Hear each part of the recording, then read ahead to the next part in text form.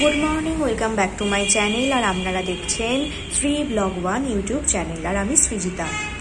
এর আগেও আমি আমার চ্যানেলে এই গঙ্গাসাগরকে নিয়ে, এই মকর সংক্রান্তি নিয়ে ভিডিও আপনাদের সামনে এনেছি।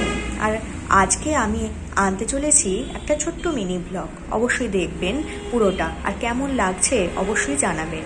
আজকে মকর সংক্রান্তি নিয়ে ছোট্ট করে একটু কথা আমি বলবো আমার এই মিনি ব্লগে। আর দেখতেই পাবেন কত মানুষের ভিড় হয়েছে গঙ্গার ঘাটে। যখন ভিডিওটা আমি করেছিলাম তখন বাজে 6টা, ভোর 6টা। সেই সময়ই ভিড় গঙ্গার ঘাটে উপচে পড়ছে। এখন আমরা যাচ্ছি গঙ্গার ঘাটের দিকে।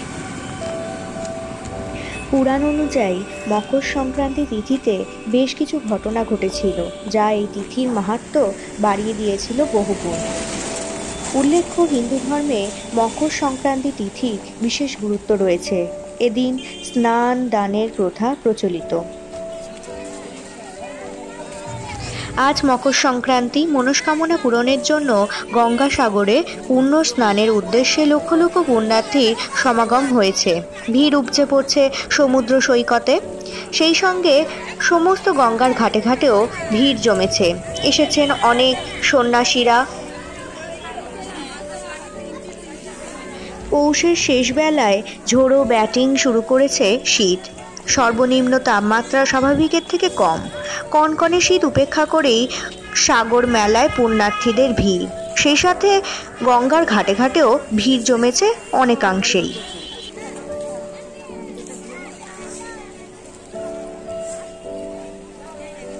হিন্দু ধর্মে গঙ্গাসাগরকে মোক্ষের আবাস হিসাবেও বর্ণনা করা হয়েছে। গঙ্গাসাগরে তীর্থযাত্রা ও স্নানের বিশেষ তাৎপর্য রয়েছে। মকর সংক্রান্তি উপলক্ষে লক্ষাধিক ভক্ত প্রতি বছর এখানে পৌঁছন এবং মোক্ষ কামনা করে সাগর সঙ্গমে পবিত্র স্নান করেন। শুধু গঙ্গাসাগর মেলায় যান সবাই তা নয়, সমস্ত গঙ্গার ঘাটেই ভিড় হয় এই আজকের দিন। মকর সংক্রান্তিতে গঙ্গা যমুনার তীরে যেরকম মেলা বসে, সেরকম অনেক জায়গাতেই গঙ্গার ঘাটে ঘাটে এরকম মেলা বসে থাকে। দেশ বিদেশ থেকে বিপুল ভক্ত এসে পৌঁছন এই সমস্ত জিনিস দেখতে। স্নান, জপ, দান, ধর্ম, তর্পণ ইত্যাদি করে থাকেন পুণ্যার্থীরা।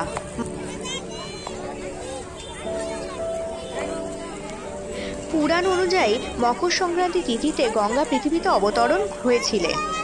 রাজা ভগীরথের সঙ্গে কপিল মুনি আশ্রম হয়ে সাগর পর্যন্ত পৌঁছেছিলেন গঙ্গা। তাই এই তিথিতে গঙ্গায় স্নান করলে ব্যক্তি মোক্ষ লাভ করে, পাশাপাশি তাদের সমস্ত পাপ থেকে মুক্তি পাওয়া যায়। মকর সংক্রান্তিতে গঙ্গাসাগরে ভক্তদের ঢল নামে। পৌরাণিক কাহিনী অনুযায়ী এই তিথিতে সূর্য নিজের পুত্র শনির সঙ্গে দেখা করতে যান। কাহিনী অনুযায়ী ছায়াপুত্র শনি কালো ও রুগ্ন হওয়ায় সূর্য তাকে নিজের সন্তান মনে করেন না ও ছায়ার সঙ্গে অভদ্র আচরণ করেন। মায়ের এই কষ্ট দেখে রুষ্ট শনি তাকে কুষ্ঠ রোগে অভিশাপ দেন। সূর্যের আর এক পুত্র যম সূর্যকে এই অভিশাপ থেকে মুক্ত করে ছায়া ও শনির সঙ্গে ভালো আচরণ করতে বলেন, কিন্তু ক্ষুব্ধ সূর্য শনির ঘর কুম্ভ জ্বালিয়ে দেন। রাগ শান্ত হওয়ার পর সূর্য শনি ও ছায়ার সঙ্গে দেখা করার জন্য কুম্ভে যান। সেখানে কালো তিল দিয়ে সূর্যকে স্বাগত জানান শনি। এতে খুশি হয় সূর্য শনিকে মকর নামক একটি ঘর দেন। এভাবে শনি মকর ও কুম্ভ রাশির অধিপতি হন। সূর্য আশীর্বাদ দেন যে প্রতি বছর মকরে প্রবেশ করবেন তিনি। মকর সংক্রান্তি তিথিতে শনির ঘরে এলে তার গৃহ ধনধান্যে ভরে উঠবে। পাশাপাশি যারা কালো তিল নিবেদন করবেন তাদের জীবনও আনন্দে ভরে উঠবে।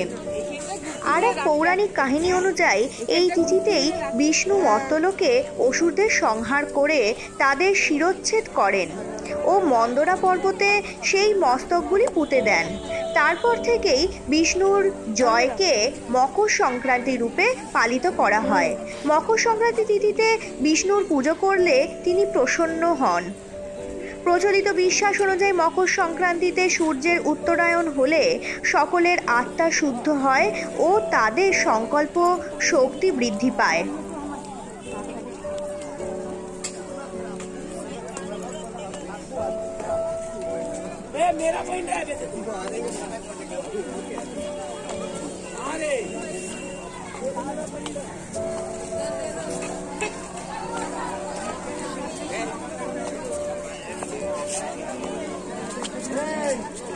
আমরা সকালবেলা গঙ্গার ঘাটে এসেছিলাম এবং আমার মা প্রায় সবাইকেই কিছু কিছু জিনিস দিয়েছে।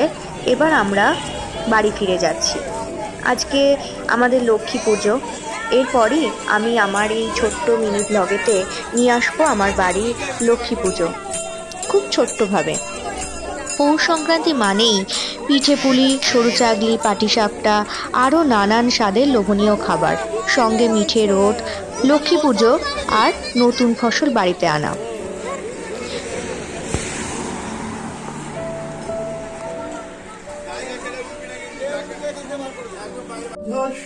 অভ্যন্তর শুচি ওম শুচি ওম শুচি ওম শুচি ওম সর্বমঙ্গলমঙ্গলম বরেণ্যম বরদং শুভং সর্বকার্যনি কারয়েৎ মাধব মাধবাচি মাধব মাধবহি সরন্তি সূর্যে গিরিব চক্রান্ত অশুদ্ধ পৌষ মাসে শুক্লে পক্ষে তীর্থ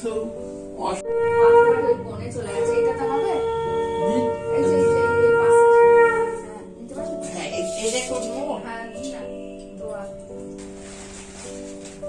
আজকে দই ফই এনে দিয়েছি।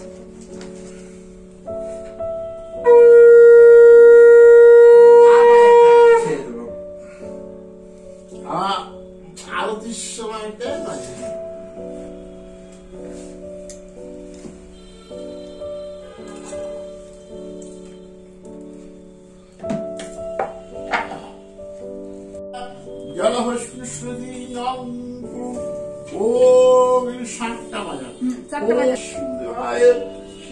বিষ্ণুরে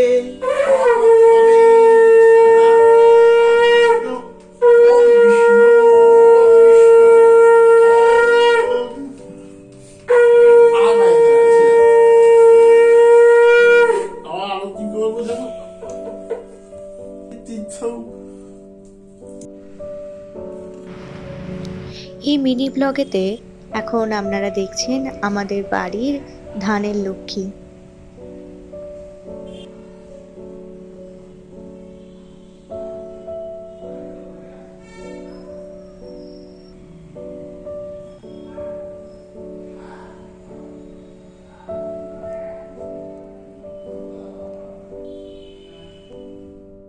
আজ এখানেই শেষ করছি আমার এই মিনি ব্লগটা মকর সংক্রান্তি নিয়ে। আর আপনাদের কেমন লাগলো অবশ্যই জানাবেন। আপনারা খুব ভালো থাকবেন, সুস্থ থাকবেন। আবার দেখা হবে আপনাদের সাথে নতুন কোনো ভিডিওতে। টাটা।